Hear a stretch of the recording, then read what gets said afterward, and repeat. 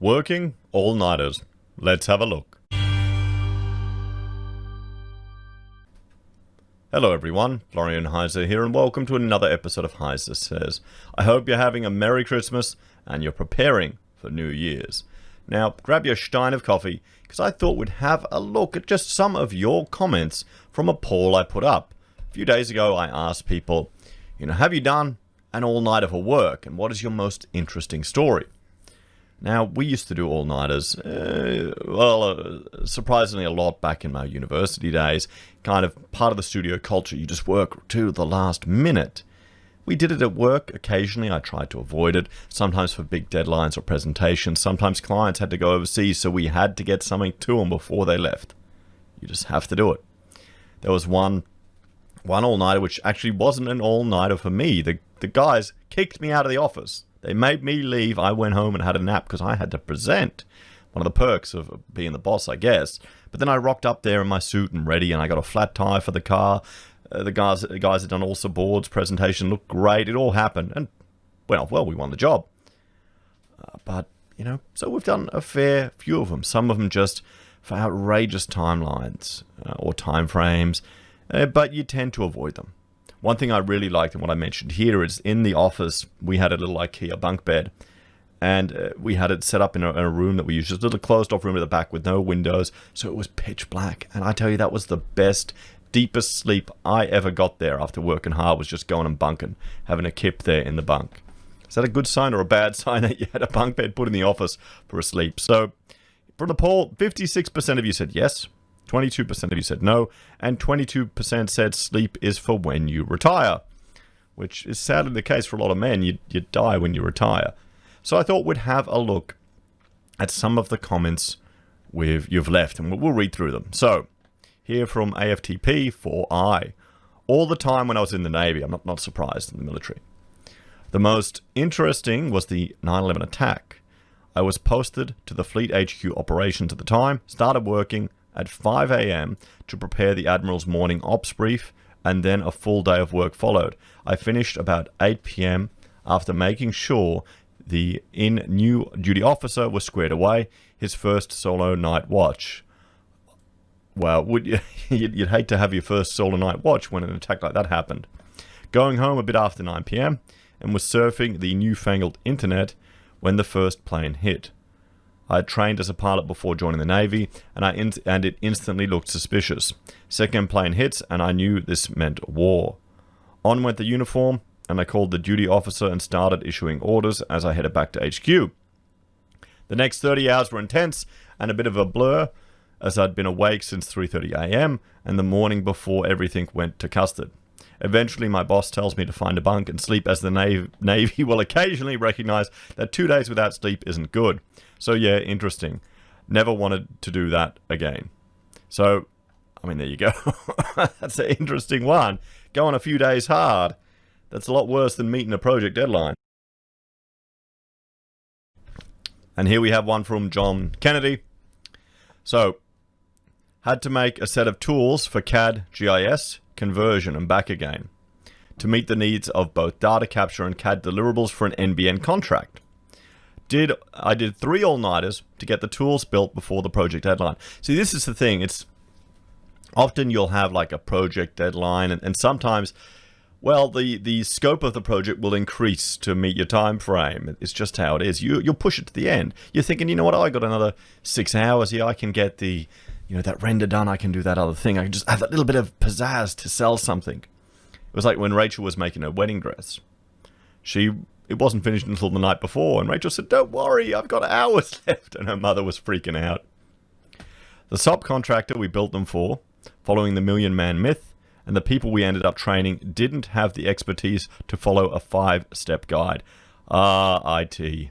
I developed some just CAD standards, and you had to embed one image into another image, and you had to set the scale manually, and it was too complicated for the interior designers to understand. So, this was the best performing subcontractor for MBN Co. Yet they had people in there that couldn't handle loading some data into a map info and pressing start. Well, I can't say I'm surprised there, Johnny.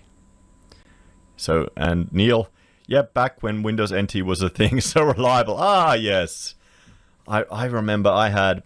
My first ever job in architecture was actually as a network administrator for Blyvold and Neild, and I was on the phone talking to American IT support for our backup system because that was my responsibility. This whole office, you know, I had no training, no experience. I was just the young nerd, so they gave me that job.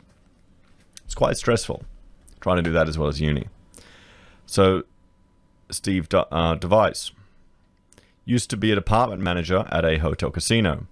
Sometimes did all-nighters because a super didn't turn up. Never got paid anything extra for it. Oh, and don't eat at the casino. The kitchens never get health inspected because the state governments are addicted to the pokey money. Now, I don't know. You kind of... I like going to the casinos. I have a drinks event that I ran a few years ago, and I'm probably thinking of starting another one up next year here in Brisbane. Just a networking type of thing at the Hotel Conrad there at Ryan's on the Park. But then again, you know, you don't eat the food. So Blaine, shop demolition most of the time. Ah, yes. I mean, that's it. They have to go in there overnight, and some of these shopping centers just turn it over. We can only do it on night, and obviously the other stuff. So as to get that done the next day, it's a rough week usually. Yeah, they go hard, but hopefully they get, you know, my understanding is they get paid really well, but they've got to work bloody hard for it. Stephen, many times, no cool stories about it though, just the usual shit. Some clown doesn't turn up for his shift, some idiot boss that's done a timeline far too tight. Yeah, that's the crap all-nighters. You don't want to do those. That's due to incompetence. That's not like, you know... Well, okay, here you're dealing with incompetence after you've done it, but you're meeting a project deadline or, you know, preparing briefs for the military or dealing with Windows NT. I guess that's incompetence too with Windows NT. I was in charge of switching from NT to XP. I did the whole rollout in the place where I was working. That was interesting. So Henry Lawson, yes, I've done so. Other employees arrive in the morning and stated, wow, you arrived early. Yeah, that's kind of happened too. Sunrise, I quite often stay awake all day, get an emergency call to do an on-call night shift at work and stay awake all day again so I can revert to sleeping normal hours. That's a good point that Sunrise has put there. You can get thrown out of your hours. You can get thrown out of your hours. I've got a pretty good routine at the moment now where, you know, I'll do my YouTube in the morning and then work afterwards. And then I'll probably, when the kids and everyone's in bed after dinner, I'll play computer games for a little bit and then go to bed. But, yeah, you can throw it out. We've got a big project that's just come off literally yesterday. So I'm suspecting maybe this is part of me preparing for for the next few weeks. So Jacob is a software developer. Early in my 20s, I was working remote for a startup and didn't have fixed work hours. I'd sometimes pull all-nighters on the regular. So here we've got a young man sharing his stories about this. Now, Rachel's just turned up, and I told her what I'm doing. So come in, Rachel. I'm talking about all-nighters, because this is pre-recorded. Now, what did you want to share? Some of the all-nighters? I was pretty bad as a boyfriend. When we were dating, I came up for date night, and... Florian's like, oh, just 5 more minutes. I ended up sleeping on carpet samples on the office floor while you finished your work. Perfectly reasonable. You've got a deadline. You've got to get drawings out, everyone. I understood, but it sucked. I came all the way up from the Gold Coast to Brisbane for date night. Your date night was sleeping on carpet samples in the office. Yeah. And she still married me. You got me doing an all-nighter 38 weeks pregnant. Okay, you got to go now. You got to go now. Yeah, well, that's kind of true. And I filmed it and made her do a tutorial on it, and she was really bitchy. Well, hey, we won the project, guys. It was worth it. You know, it's part of it. So, in my early 20s, I was in my early 20s. I was in my 20s when that happened, when Rachel did an all-nighter. I was working remote for a startup and didn't have fixed work hours. I'd sometimes pull all-nighters on the regular. The event that caused me to stop doing this was the time I stayed awake into my third day. The first day, I was productive and wanted to keep going. Powered by caffeine, I skipped the first night.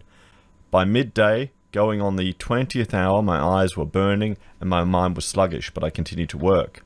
Coming into the evening on the second day, a curious thing happened. My mind cleared up and I got a second wind. I was still productive, so I started to skip another night's sleep.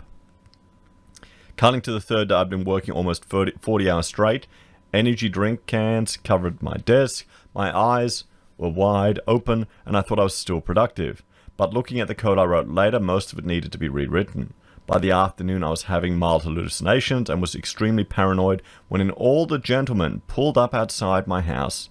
In my paranoia, I thought he was trying to steal my car, when in reality he was just lost. I leapt out of my chair and sprinted out the front door to confront him. I must have abused the guy for at least 10 minutes before letting him drive off. Thinking back on this, I still feel guilty about it. Oh no. The guy must have thought he was getting attacked by an ice addict or something. By the time I eventually gave up and went to sleep, I'd been working for a little over 50 hours. When my boss got the timesheets, he thought I'd made a mistake, as there was one that spanned longer than a 24-hour period. All over this, I lost the next day to sleep. Funny thing was, as productive as I thought I was being, I still only ended up with about a standard week's worth of work getting done once I threw out the 3 days code and rewrote it all on Friday. There you go. I'd feel sorry for that guy as well. Jason, I did 56 hours in a row once because my business partner became worse than useless. At least around 50 hours in, the various fairies and spirits started to help, and the job got finished for the week. Yep, back seat of the bus in between runs. That's when you cop getting a little kipper. Mario, I've done all-nighters with a female employee, but not at work. Ooh, that's a dangerous can of worms, mate, opening that up. So, Mr. Marco. More than a few times, not so much these days. Might have had some stories, but mostly it's a blur. And my days are still exhausting enough that I tend to dismiss most of my memories of such trivialities so I can remember important things, like the average human body has enough fat to make 8 bars of soap. Someone's been watching Fight Club. Marshall Bacon. I did a 14-hour hotshot run to West Turner Sink Line to deliver parts for a breakdown. About 5 a.m., as that half light dark, the cows wake up and wander onto the road, doing 80-ish on a gravel. New undies, please.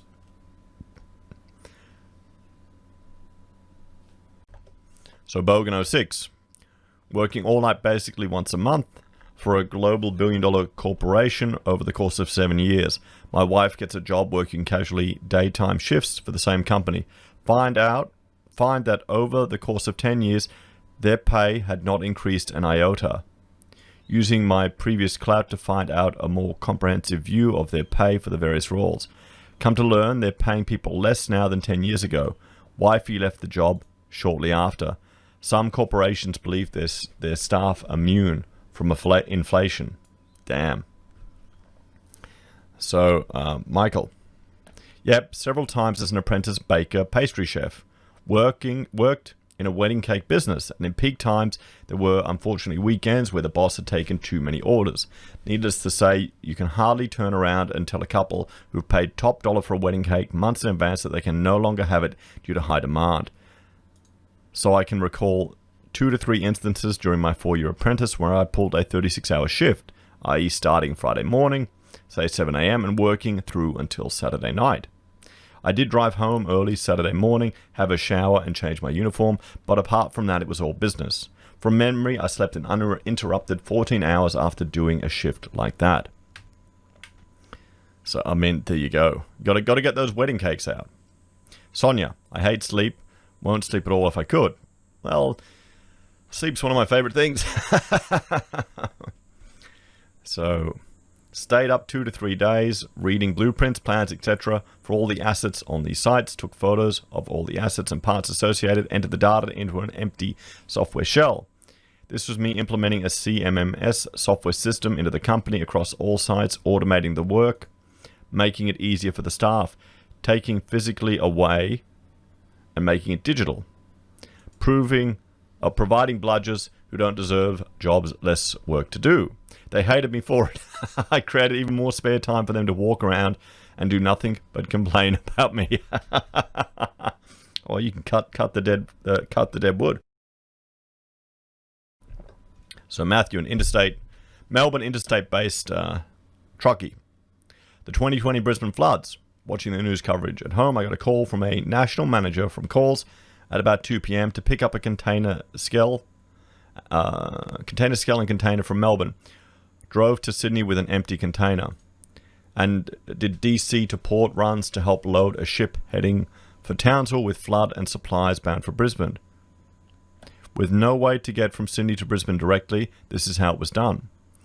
Did get some sleep while getting loaded at the distribution centre, but all up, the first night was around 18 hours straight, had about 5 hours sleep, and was back at it again for another 16 hours. After that, the boat was loaded. I returned to the Sydney depot and had the next 24 hours off. One of the first jobs I ever worked on as a student was designing a facility for freight, for the trucks and the B-doubles and all of that. And we had designed a bunk room for them in there. To give you an idea of the scale of the situation, the reason for bringing the driver, truck and trailer from Melbourne was because Sydney had run out of scale trailers and trucks to complete the task. I was pulled from my normal interstate jobs in the entertainment industry to help out. So, and I think he did another reply.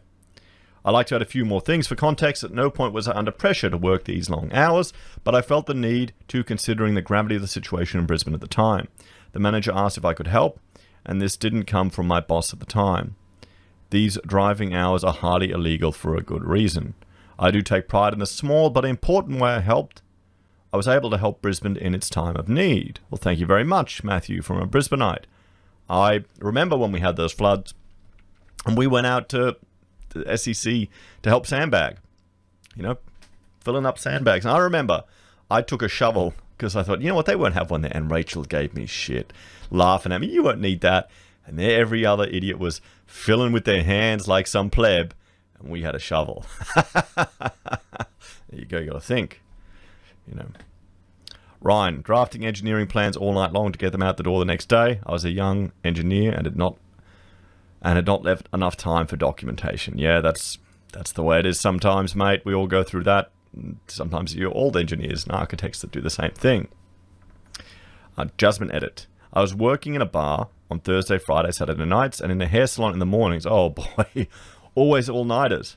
But one Friday had a quite well-known Australian singer and his band in our salon prior to doing their show that evening. We got invited to the show and then went drinking and hooked up with him that night. Back in the days. Oh, there you go.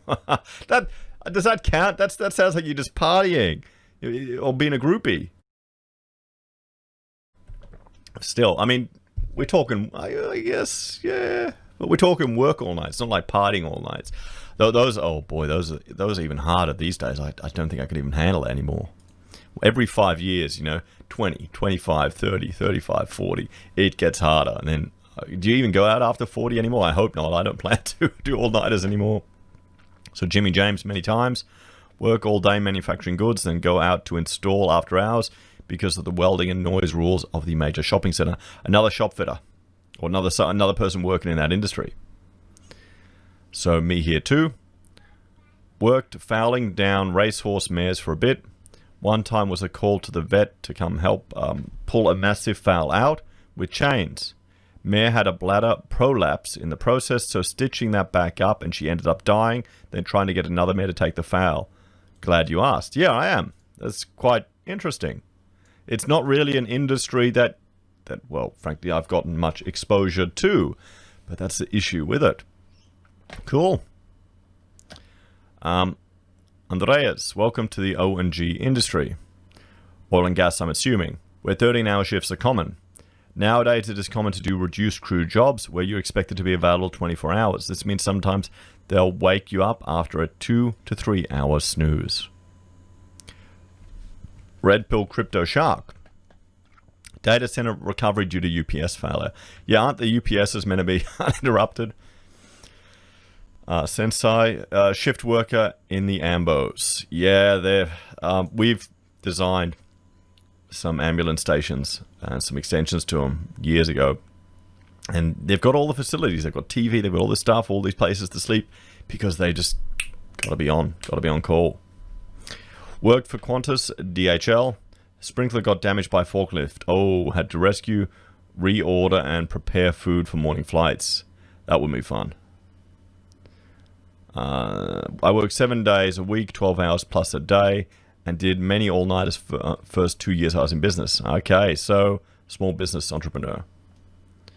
So I had to turn... Oh, here we go. Here's Mitch Tube. This is an interesting one. Not that any of the others have been interesting, but I found a video about it. So Mitch Tube had to turn Eagle Street in Brisbane City into downtown Tokyo between 6 p.m. Friday and 7 a.m. Saturday for Pacific Rim 2. Not that I've ever seen it. Over 200 buildings had signage replaced. Ended up doing 37 hours straight. And I've actually found some footage here of it. And we'll let this ad play so this viewer can get some money of it. And so what he's done here, you can see some of, and I'll link to this, guys, if you want to watch it, some of the signage that was all here, people running up, and how they've had to change all the signage here in Brisbane, because this is apparently part of Tokyo. I actually want to see Pacific Rim just for this little tidbit now. There you go. Bus terminal. There's signage. Subways. There you go. That's how you turn. That's how you turn Brisbane into Tokyo. Rob C, only 4 in the last week. Coal mining, 7 on, 7 off. Bartworth. I really think an all-nighter can lead to one running off the road. Okay, and here's Bart one, and I'm having an argument with Bart about not having it. And he makes a good point, because all-nighters can actually be dangerous. When we did all-nighters, I would pay for my staff to get an Uber to go home and get an Uber to go back. I didn't care about it. The $50 that it cost me is worth the extra money for the rare instances it happens if they're killing themselves to help you meet a deadline. Rather than driving, just say, I'll pay for it, go home, come back, pick your car up, it's going to be fine, don't worry about it. So there we have it, guys. There we have it. Some interesting stories from the viewers of the channel about all-nighters.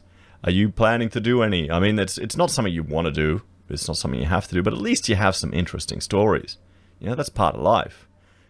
If you're project-based work, you meet a deadline, you win a job. It's fantastic. You win a project. That's great. But if you're just working for some idiot that hasn't managed it well, you don't want to do that. Anyway, guys, thanks for watching. Have a great day. Please like, share, subscribe to the channel. Let me know your all-nighter experiences in the comments down below. If you're a fan and want to support the content that I create here, there are a few ways you can. You can join us on YouTube or Patreon. You can support us using our affiliate links at Amazon, eBay, Independent Reserve, or AussieBroadband. You can buy a merch from HeiseSays, use Gold Pass from the Perth Mint, or support us via PayPal. Take care, and I'll see you next time. Bye for now.